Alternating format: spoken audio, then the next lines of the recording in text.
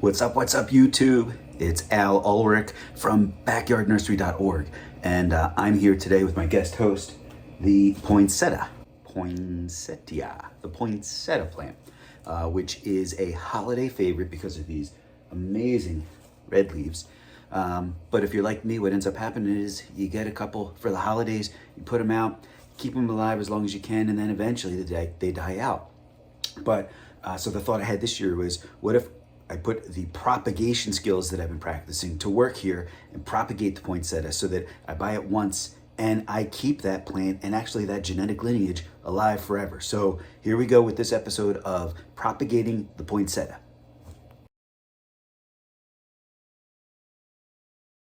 We start this video the same way we start most of these propagation videos, where we have to take a cutting from the plant.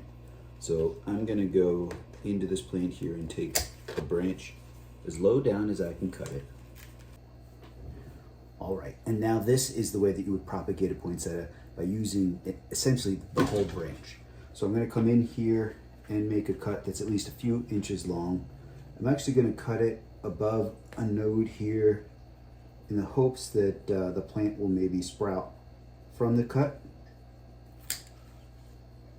And then what I'm going to do is remove all the bottom leaves.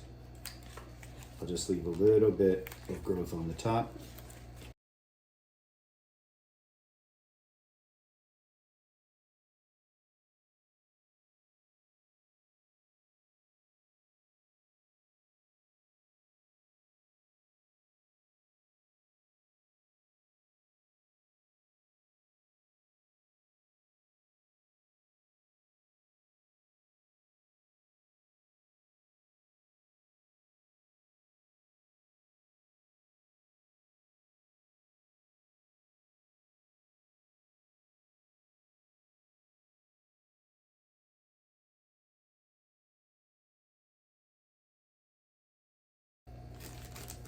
And I have my trusty rooting hormone.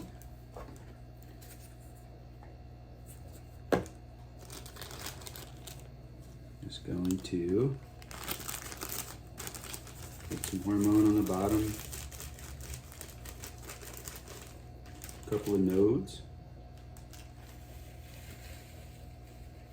press it into the rooting medium.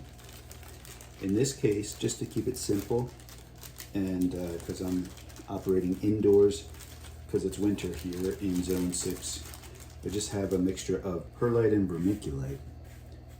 But you can use pretty much almost any kind of growth medium. But that's it. We have propagated the poinsettia plant. I'm going to cut that right between these two small nodes. This one, I'm going to cut above this node. It's so delicate, this plant, by the way.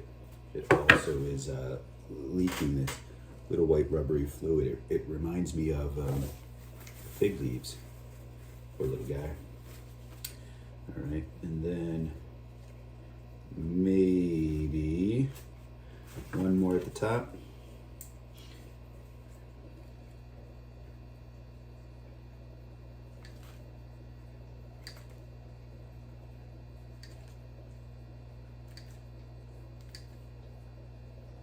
Trimming off the extra leaves here. As you know, that the game plan is to not leave too much growth on top. You do want a tiny bit, but not so much.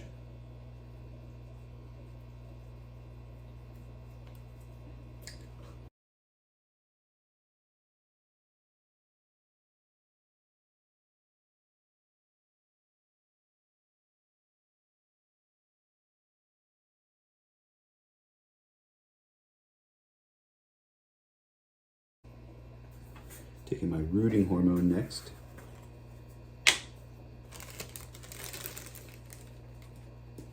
Now we have a suspicious white powder in a plastic bag.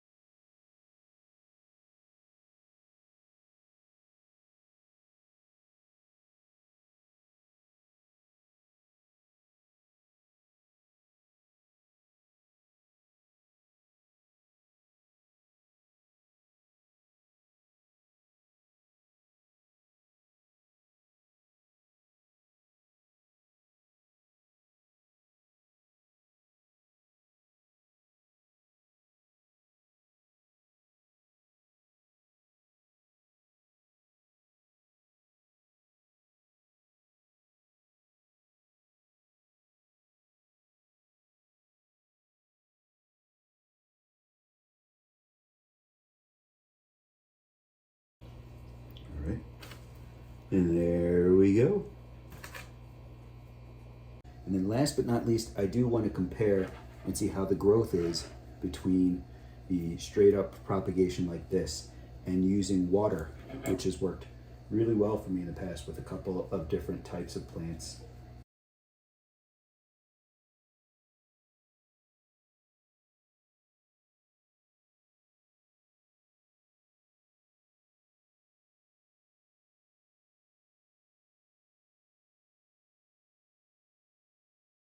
There you have it. And this is tap water, dechlorinated tap water, not Mountain Dew. But I'm just going to leave it here in a spot by the window and compare the growth between this one here, which is propagated in a medium, and this one, which is propagated in the water, and compare that to the trays as well. All right, so I'll report back on the progress, but you can see so far, pretty easy. That's propagating the poinsettia. So there's a look at the carnage. I'm in the house right now because it's freezing out, so I'm gonna have to sweep this up and put it into the compost bucket. I do still have it going during the winter, but there's the carnage. Here are the cuttings, and I will post some updates to show you as they grow.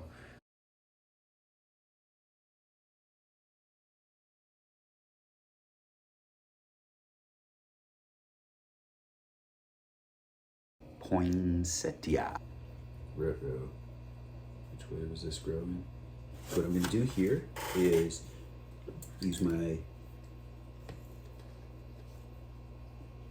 Now we have a suspicious white powder in a plastic bag. Whoops. Totally just broke off that leaf. Let's hope that doesn't matter.